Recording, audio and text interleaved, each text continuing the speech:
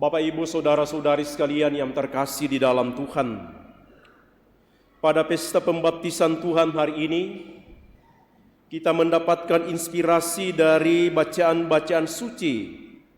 Bacaan pertama dari kitab Nabi Yesaya, dan kemudian bacaan kedua dari surat Paulus kepada Titus, dan dari Injil Lukas hari ini.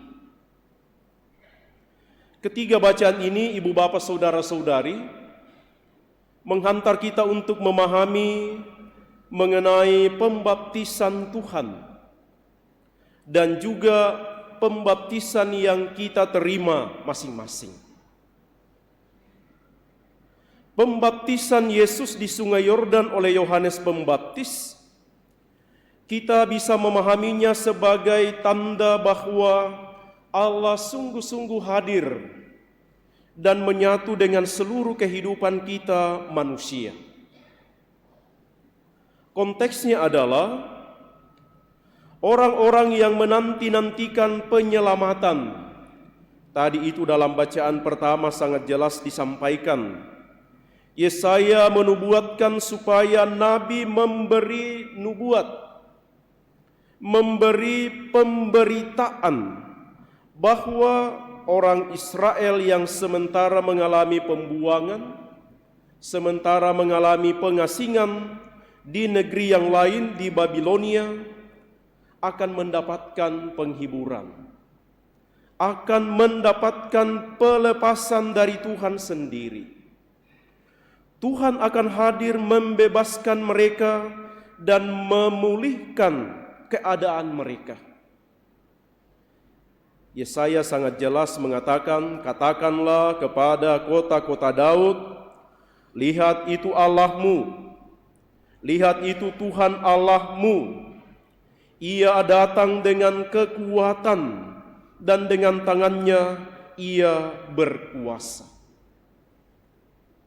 Israel mendapatkan penghiburan bahwa Tuhan sendiri akan melepaskan mereka dari belenggu penjajahan. Dan orang-orang yang menanti itu, Ibu Bapak Saudara-saudari, mulai mengikuti dan mendengarkan apa yang disampaikan oleh Yohanes Pembaptis. Seruan, ada suara di padang gurun yang berseru-seru, luruskanlah jalan bagi Tuhan. Itulah yang disampaikan dan dilakukan oleh Yohanes Pembaptis di Sungai Yordan. Dan orang-orang yang menantikan pembebasan dari Tuhan itu hadir mengikuti arahan dan seruan Yohanes Pembaptis. Maka ketika Yesus juga tampil di sana, menjadi nyatalah nubuat dari Yesaya itu. Menjadi nyatalah bahwa benar Tuhan hadir di tengah-tengah mereka yang menantikan pembebasan. Maka dikatakan, saudara-saudari, baptisan yang diberikan oleh Yohanes Pembaptis adalah supaya orang-orang mengalami pembaharuan hidup. Kalau dulu mereka dibuang, diasingkan karena mereka memberontak kepada Tuhan, maka ketika mengalami pembaptisan, mereka ingin bertobat dan kembali kepada Tuhan. Dan yang diandalkan untuk membebaskan mereka adalah Tuhan sendiri. Dan kekuatan ilahi itu nyata dan kelihatan di dalam diri Yesus Kristus yang turut juga mengalami pembaptisan bersama mereka. Ibu Bapak, saudara-saudari sekalian, dengan cara itu kita mendapatkan inspirasi bahwa kekuatan ilahilah, kekuatan dari Tuhan sendirilah yang memampukan kita untuk membaharui diri kita, untuk mengubah cara hidup yang lama menuju kepada cara hidup yang baru, untuk mengalami pembebasan.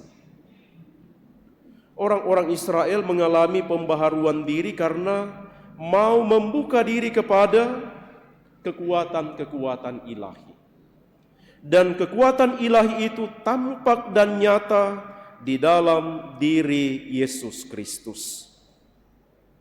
Ibu bapak saudara-saudari sekalian, dengan cara ini juga kita mengambil bagian di dalam pembaptisan Tuhan. Ketika kita sudah dibaptis, kita ingin mengambil bagian dalam kekuatan ilahi yang tampak dalam diri Yesus. Maka benarlah bahwa melalui pembaptisan kita mendapatkan rahmat dan karunia dari Tuhan yang menjadikan kita anak-anak Allah. Kita mengambil bagian dalam kehidupan Kristus yang dalam bacaan kedua Rasul Paulus kepada Titus mengingatkan supaya hidup di dalam kasih karunia Allah. Melalui pembaptisan kita mengambil bagian dalam kehidupan Kristus. Maka kalau kita mengambil bagian dalam kehidupan Kristus, kita menjadi anak-anak yang dikasihi oleh Tuhan. Maka inspirasinya bagi kita adalah, apakah kita sungguh yakin dan percaya bahwa baptisan yang kita terima membuat kita menerima karunia-karunia ilahi, kekuatan-kekuatan ilahi, rahmat dari Allah yang menjadikan kita putra-putrinya. Dan kalau kita menyadari dan menerima karunia ilahi itu, apakah kita berani dan mau hidup sesuai dengan rahmat ilahi yang ada pada diri kita? Apakah kita mau hidup seperti yang dikehendaki oleh Kristus? Apakah kita mau hidup sebagai anak-anak Allah yang dikasihinya?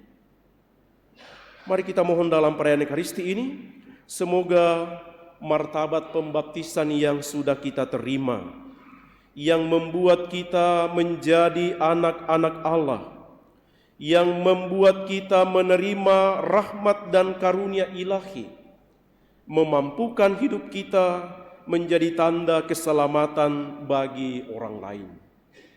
Sehingga kehadiran kita, dimanapun kita berada, dalam keadaan apapun diri kita, kemanapun kita pergi diutus, kita menghadirkan Allah yang maha baik, Allah yang mengasihi, Allah yang menyelamatkan. Semoga demikian.